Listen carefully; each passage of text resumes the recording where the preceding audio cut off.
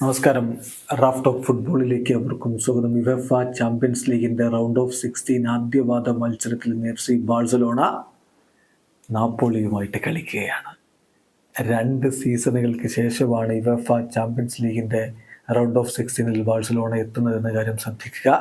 വിജയിക്കുക, മുന്നോട്ട് പോവുക, അതിന് അപ്പുറത്തേക്ക് മറ്റൊന്നും ഇപ്പോൾ ചിന്തിക്കുന്നില്ല ചാവി ഹെർണാണ്ടസും കൂട്ടരും. കാരണം മറ്റ് ട്രോഫികൾ അവർക്ക് ലഭിക്കുക എന്നുള്ളത് ഏറെക്കുറെ അസാധ്യമായി കഴിഞ്ഞു.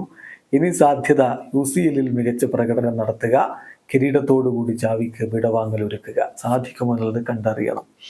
ഇന്നത്തെ മത്സരത്തിൽ നാപ്പോളിയാണ് അവരുടെ എതിരാളികളെന്ന് പറയുമ്പോഴും നാപ്പോളി വളരെ സ്ട്രെയിഞ്ച് ആയിട്ടുള്ള ഒരു സിറ്റുവേഷനിലൂടെ കടന്നു പോകുന്നു. UCL റൗണ്ട് ഓഫ് 16 തൊട്ട് മുമ്പ് കോച്ചിനെ മാറ്റുന്നൊരവസ്ഥ. എന്തായാലും ഇന്ന് രാത്രി ഇന്ത്യൻ സമയം 1:30, അതായത് സാങ്കേതികമായി നാളെ പുലർച്ചെ ഇന്ത്യൻ സമയം 1:30 ഈ ഒരു മത്സരം നടക്കുന്നത്.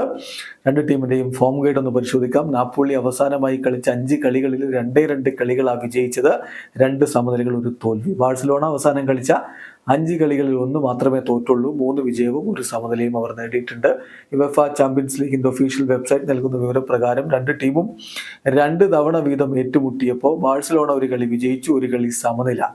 നാപ്പോളി 2 ഗോളുകൾ ബാഴ്സയുടെ വലയിലേക്ക് അടിച്ചപ്പോൾ ബാഴ്സ തിരിച്ച് 4 ഗോളുകൾ അടിച്ചിട്ടുണ്ട്. അവിടെ ആധിപത്യം ബാഴ്സലോണക്കാണ്. ഇപ്പോൾ തീർച്ചയായിട്ടും നാപ്പോളിയുടെ ക്യാപ്റ്റൻ ജിയോവാനി ഡി ലോറൻസോ ഈ കളിക്ക് മുന്നോടിയായിട്ട് ചില കാര്യങ്ങൾ പറയുന്നുണ്ട്.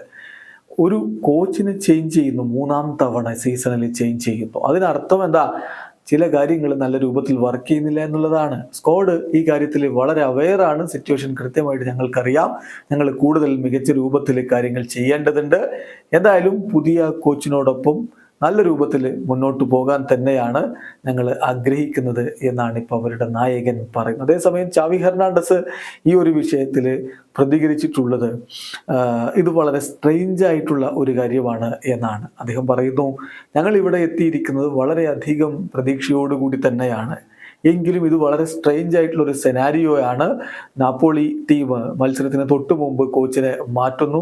സോ ഞങ്ങളെ സംബന്ധിച്ചിടത്തോളം പ്രിപ്പറേഷൻ അത്ര ഈസി അല്ല. കാരണം എന്തായിരിക്കും എതിരാളികളുടെ ആ ഒരു തന്ത്രം എന്നുള്ളതിൽ വ്യക്തതയില്ല.